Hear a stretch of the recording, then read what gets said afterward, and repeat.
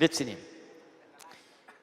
Dari Al-Fatihah sampai dengan An-Nas, ternyata bukan hanya sekedar bacaan yang kita bacakan sehari-hari bahkan dalam sholat, tapi ternyata isinya itu pedoman hidup kita ada di situ. Jadi kalau kita keluarkan semua petunjuk hidup kita ada dari Al-Fatihah sampai An-Nas, Anda ikuti semua petunjuk itu, kata Allah, saya bebaskan Anda dari keterbelakangan. Saya hadirkan kemuliaan. Saya jadikan hidup Anda senang. Saya jadikan hidup Anda tenang. Anda tidak percaya? Perhatikan baik-baik. Allah tidak turunkan Quran di umat yang paling maju. Allah tidak turunkan Quran di umat Romawi. Bukan diturunkan di umat Persia yang sudah punya imperium. Perhatikan, Nabi Nuh umatnya sudah maju. Nabi Isa sudah maju. Nabi Musa sudah maju. Nabi Ibrahim sudah maju. Bukankah zaman Nabi Ibrahim ada Namrud yang sudah banyak bikin bangunan? Bukankah zaman Nabi Musa sudah ada Fir'aun yang banyak bangun piramid? Bukankah zaman Nabi Nuh sudah ada teknologi bikin kapal laut dan sebagainya? Silakan maju, tapi nggak diturunkan Quran. Quran diturunkan pada kelompok komunitas manusia yang paling terbelakang. Tidak punya peradaban, tidak ada kemajuan, tidak ada tumbuh-tumbuhan pengetahuan dan sebagainya. Begitu diturunkan Quran, dari yang namanya jahiliyah berubah jadi khairu ummah. Bahkan turun ayat di situ. Quran surah ketiga ayat 110, paling kiri sebelah atas. Kuntum khairu ummah. Kalian umat yang terbaik. Tiba-tiba, lihat baik-baik ya, hebatnya luar biasa. Yang terbelakang jadi punya peradaban. Bahkan maju dari situ. Zaman Sayyidina Utsman bin Affan sudah punya maritim. Meluas kemudian Islam. Dibawa kemudian sampai Afrika Utara jadi provinsi. Gubernurnya Musa bin Nusair. Ada permintaan dari Spanyol Andalusia supaya dibantu Spanyol. Diutus kemudian, dibantu, dikirimkan kemudian seorang panglima besar. Namanya Tariq bin Ziyad. Datang dengan 10.000 pasukan. Membantu Spanyol. Bebas Spanyol, maju. Peradaban di Spanyol muncul. Di Irak dibawa, peradaban di Irak muncul. Dan sampai hari ini tidak pernah disebut dengan peradaban Arab. Peradaban Islam di Spanyol. Peradaban Islam di Arab. Peradaban Islam di Baghdad. Luar biasa. Dan yang paling hebat, yang mabuk hilang. Pencela jadi pecinta. Pemukul jadi perangkul. Yang paling rakus jadi orang paling dermawan. Yang paling ingin dipuji jadi orang paling perhatian. Luar biasa. Silahkan cek. Quran turun berubah tatanan kehidupan pada saat itu. Gak ada mata yang biasanya dipakai melihat apa saja tiba-tiba berubah. Matanya hanya bisa melihat yang baik-baik. Quran turun, Quran surah ke-24 ayat 30 untuk laki-laki, ayat 31 untuk perempuan. Kullil mu'minina yaghuddu min absarihim. Katakan pada pria-pria beriman, Quran turun, iman terhunjam dalam jiwa. Begitu iman muncul, matanya dibimbing oleh imannya. Kata Allah, mata hanya boleh lihat yang baik-baik. Orang jahiliyah hobinya tukaran pasangan sebelum datang Islam. Pas Allahu Akbar, nikah baru kemarin, besoknya tukaran pasangan. Bosan saya sama pasangan saya. Iya, gantian yuk. Oke, gantian. Lebih daripada binatang, gantian pasangan. Tapi ketika Quran diturunkan, Allahu Akbar, tiba-tiba apa yang terjadi? Mata dijaga. Ini yang boleh dilihat, ini yang tidak boleh. Terlihat istighfar, astagfirullah. Quran surah 3, 133, paling kanan sebelah atas. Wasari'u ila maghfirah, bergegas untuk istighfar. Melihat sesuatu yang bukan mahramnya, astagfirullah, paling kanan. Coba cek. Bandingkan dengan orang sekarang. Videotan terpasang, spanduk dipasang.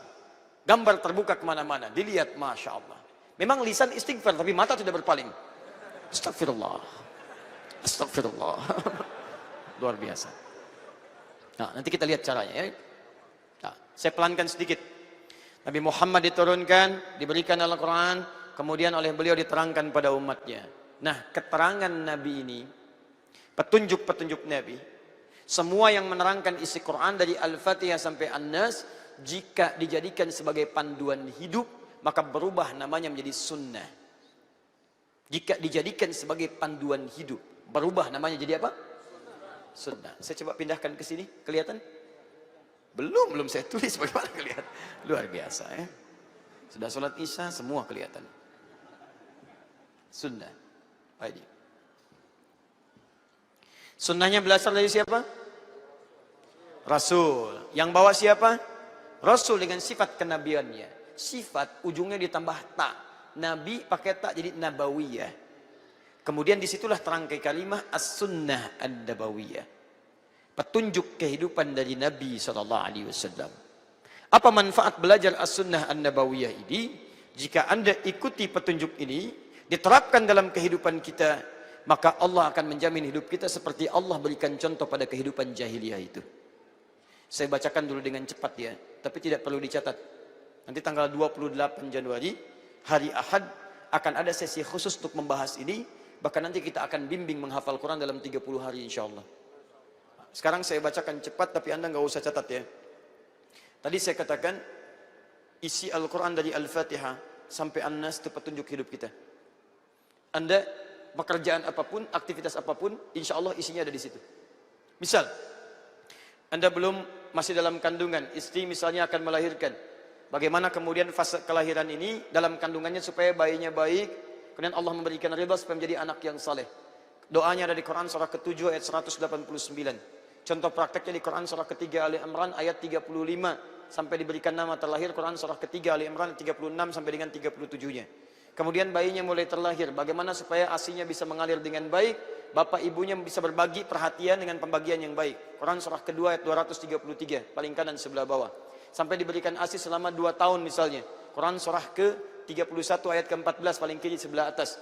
Ya, ada yang lahirnya prematur, 6 bulan kemudian lahiran. Ada di Quran surah ke-46 ayat ke-15, paling kiri sebelah atas. Kemudian setelah itu usia 2 tahun sampai menjelang baliknya, pendidikan apa yang diberikan supaya dia dekat dengan Allah, taat kepada kedua orang tuanya, bisa menunaikan ibadah dengan baik khususnya salatnya. Quran surah ke-31 ayat 13 sampai dengan 19-nya. Dia mulai belajar bagaimana supaya belajarnya cepat memahami sesuatu. Kalau disebutkan dia cepat paham, cepat ingat. Petunjuknya di Quran surah ke-9 ayat 122. Bagaimana ilmunya membimbing dia dekat dengan Allah Subhanahu wa taala. Ilmunya meningkat, imannya menguat. Quran surah 58 ayat ke-11-nya. Dia mulai bergerak lagi, menyebar lagi, menemukan teman-temannya. Bagaimana dia bergaul supaya takwanya terjaga. Quran surah ke-49 ayat ke-13-nya. Dia menemukan pasangannya. Laki-laki bertemu dengan perempuan. Quran surah ke-51 ayat 49. Mulai ada hasratnya untuk menikah. Dia mulai melamar. Quran surah ke-4 ayat ke-4. Terjadi pernikahan. Quran surah ke-30 ayat 21. Setelah menikah dibagi tugas. Suami tugasnya apa? Perempuan tugasnya apa? Quran surah ke-4 ayat ke-34. Paling kiri sebelah atas. Suami mulai tugas mencari nafkah. Bagaimana cara mencari nafkahnya? Teori yang umumnya di Quran surah kedua ayat 168, paling kanan sebelah bawah. Tapi kalau rezekinya ingin cepat Anda dapatkan, rahasianya di Quran surah kedua ayat 172, paling kiri sebelah atas. Tapi kalau Anda ingin lebih cepat lagi mendapatkannya, Quran surah ke-7 ayat ke-96. Anda bekerja jangan dikira mudah. Kadang-kadang itu pekerjaan persaingannya kuat. Ada yang ingin menyingkirkan, menyungkurkan, bahkan bisa mencelakai Anda. Maka amalkan amalan Quran surah ke-17 ayat 79 sampai dengan ayat 81. Kadang-kadang juga ada yang keras sekali pertentangannya. Seperti Nabi Yunus pernah dilemparkan dalam perut ikan paus. Tapi Allah menawarkan, kalau ada orang yang serupa mengalaminya, dijamin dikeluarkan seperti Allah menyelamatkan Nabi Yunus. Quran surah ke-21 ayat 87 sampai dengan 88-nya. Nah, suami bekerja di luar, istri merawat anak di rumah. Jangan dikira mudah. Kadang-kadang merawat anak lebih sulit dibandingkan suami bekerja keluar rumah.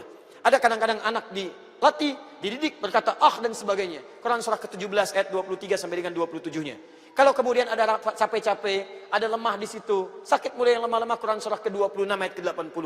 Kalau sakitnya luar biasa, parah, kata dokter nggak ada obatnya. Kata medis ini nggak mungkin sembuh. Tidak ada yang mustahil bagi Allah. Allah menjanjikan kalau ada orang sakit seperti Nabi Ayub dan mengamalkan amalan seperti Nabi Ayub, saya akan sembuhkan seperti Allah menyembuhkan Nabi Ayub. Quran surah ke-21 ayat 83 sampai dengan 84. Paling kiri sebelah atas. Anda berkembang lagi.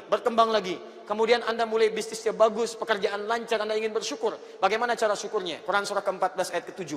Anda punya masalah, masalahnya identifikasi dulu. Kenali masalahnya. Banyak orang kena masalah tidak bisa menyelesaikan bukan karena tidak mampu, karena dia tidak belajar cara menyelesaikan masalahnya. Maka ada masalah yang ringan, yang menengah, yang berat. Quran surah kedua ayat 214, paling kanan sebelah bawah.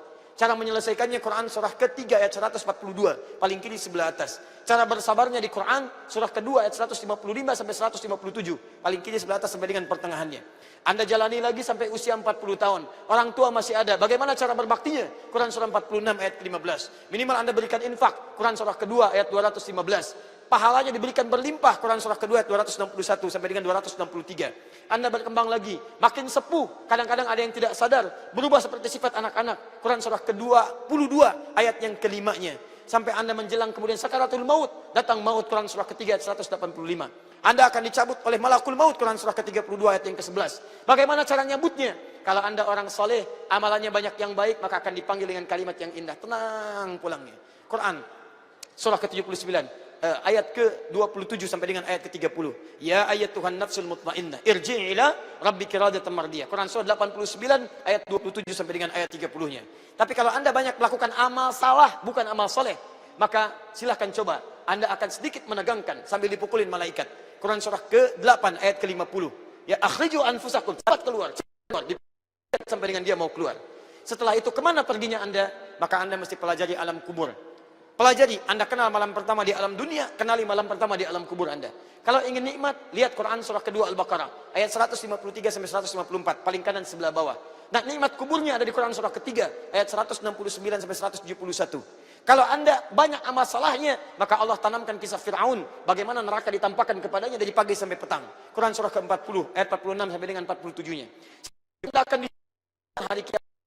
Surah ke-75 sampai Anda masuk surga tanpa hisab insyaallah. Quran surah kedua misalnya ayat ke-25.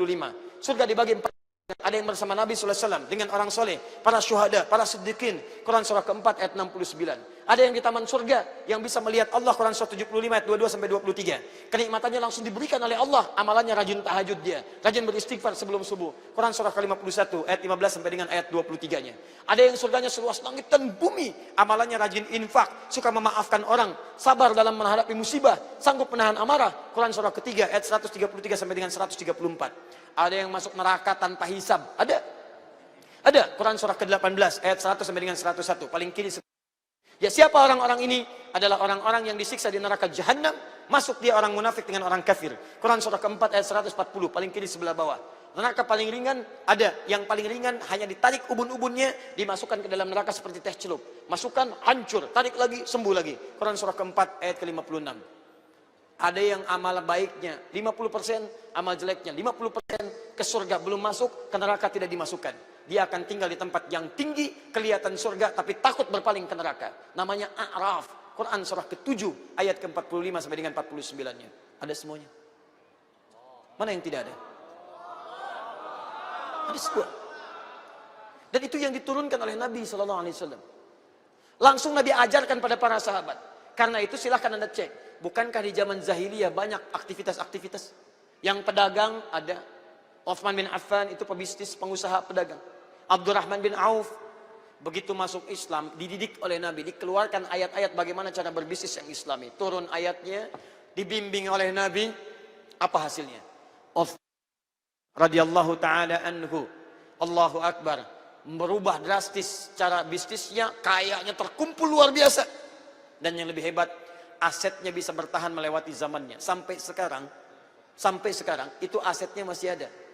Beliau pernah bebaskan satu sumur dengan kebun kurma yang dimonopoli oleh orang Yahudi, dibeli oleh beliau. Begitu dibeli, bebas, gratis. Mau minum, ambil.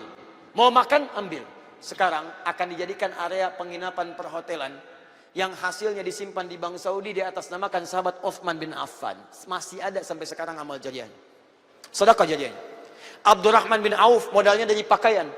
Orang paling kaya di kota Mekah, jatuh fakir, dirampas hartanya setelah diketahui masuk Islam. Dia ajarkan cara bisnis oleh Nabi. 3 bulan di Madinah jadi orang paling kaya nomor 3 di Madinah. 1 tahun jadi orang paling kaya nomor 1 di Madinah. Kapaknya terbuat dari emas. Kapaknya saja. Setelah masuk Islam, bekerja setahun, kapak